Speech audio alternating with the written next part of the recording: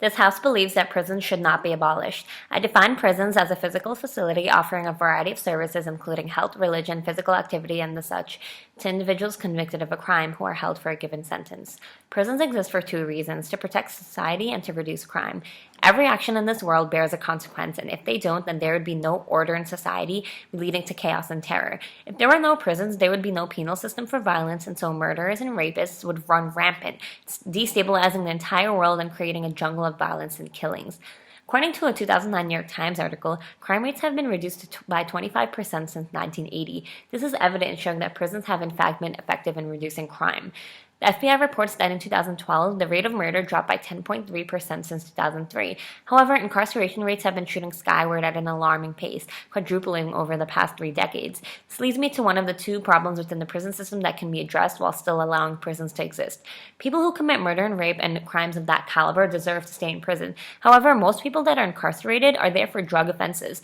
Drug offenses are non-violent, and yet the war on drugs is one of the reasons that the U.S. is $16 trillion in debt. We are wasting time and money throwing people into prison for years for minor offenses. Patricia Spotted is a woman spending 12 years behind bars for a $31 pot sale.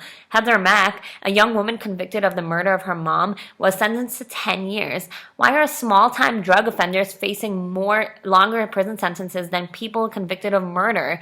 In 2010, the U.S. spent over $51 billion on the war on drugs. Not only is this serving to decline our economy by wasting money on futile efforts, it's also taking away huge amounts of people from the workforce who could potentially be contributing to the GDP.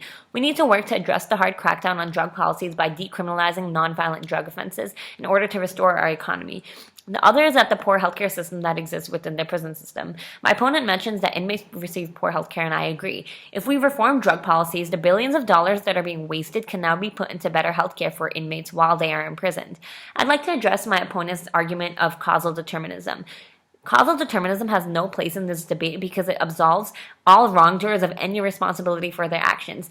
Even if causal determinism is true, it doesn't mean that there are no actions for consequences, even if it wasn't done by free will. For example, the judicial branch accounts for cases of accidental killing, i.e. manslaughter, with appropriate sentences. The difference between punishments for manslaughter and premeditated murder is that the latter tends to carry heavier sentences. By stating that people can't control what they do, he's justifying all cruel, unusual, and violent acts that are committed in this world. For example, if causal determinism is true, it means that it supports victim blaming in the case of rape. According to Rain, only 3 out of every 100 rapists face a day in prison. When he says that people can't be held accountable for their crimes because it's predetermined, the opposition is supporting only the rapist and not the victim, stating that the victim deserved to be raped because it was predestined by nature. Furthermore, the opposition has not proven that causal determinism is true. There's no source or citation to validate the notion. He uses Tourette's syndrome to exemplify it. However, the source he provides dictates the symptoms as being limited to motor and vocal tics such as uncontrollable blinking and grunting. The inability to stop blinking does not send people to prison for years at a time. Consciously murdering does.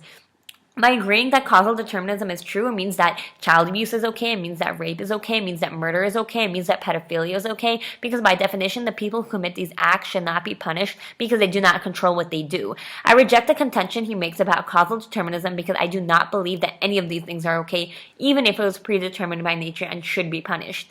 To refute his resolution for prisons by creating rehab centers instead, the Times article he provides essentially argues for the concept of anti-prisons. These facilities exist to provide a variety of services to those convicted for a given period of time, so they can't leave until they're reformed. Based on this definition, anti-prisons are still prisons because they keep inmates against their will and still provide a variety of service the way the Bureau of Prisons does, so his resolution is inherently invalid.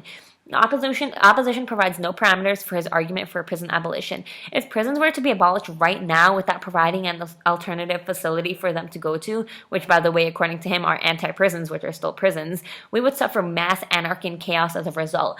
We'll address the high incarceration rates by decriminalizing drug laws, which will serve to significantly reduce incarceration rates, leaving people to return to society so they can help stimulate the economy.